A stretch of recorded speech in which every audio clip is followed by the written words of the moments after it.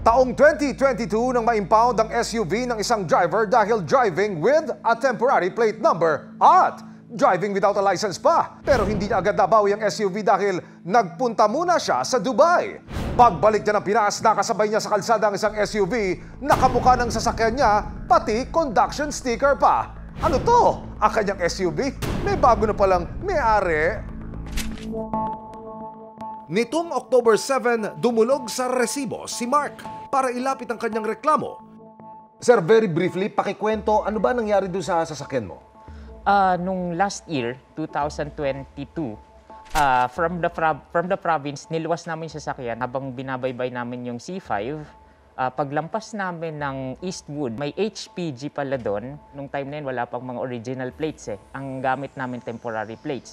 Chinek na HPG, yung rehistro pala ng sasakyan, hindi na renew. Nahuli. Ang sabi ng HPG, pwedeng makuha, dadalhin lang kapag nakuha na namin yung original plate. Nang mapasa kamay daw ni Mark ang plaka at karampatang mga dokumento na hinihingi ng PNP, Highway Patrol Group o HPG, para mabawi niya ang kanyang sasakyan, dito na raw nagsimula ang problema. Nung pagbalik namin ng HPG sa Krame, sabi, possible makuha pero wala daw service from Krame to Laguna. So sabi, balik next week. Nung after nung week na yon, nag-flight na ako pa abroad. So then ito, ngayong taon, nung June, bumalik na ako ng Pinas. Tapos nung time ng pagdating ko ng Pinas, tumawag na ako sa HPG para i-verify yung sasakyan.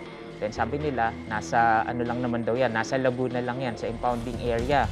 Ilang araw matapos makausap ang HPG sa telepono, laking gulat ni Mark nang makasabay sa Quezon City ang isang SUV na kamukhang-kamukha raw ng naka-impound niyang sasakyan. Kaya malakas talaga pakiramdam ko eh. Gabi ng June 25, midnight, nakasabay namin yung sasakyan. Sabi ko, malayo pa lang.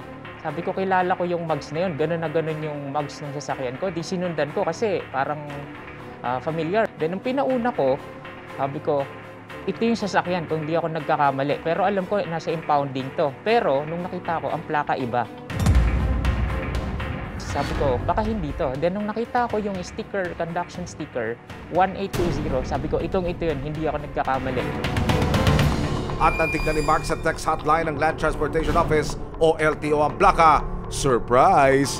Nakarehistro ang plakang ito sa isang sasakyan na golden brown ang kulay. What is happening? Sa isang area naman ng Camarin sa Caloocan pa rin, nakuna ng CCTV video ang kanyang sasakyan na dumaan po sa isang kalsada. Yun yung babae, hindi lang masyado manotice since gabi, midnight. Anong naging palatandaan yung inyo yan? Okay, yung headlight, makikita sa CCTV naka-angel eyes. Dito, makikita talaga yung mugs. Okay, yan mismo yung mugs ng sasakyan. Then sa taas may carrier.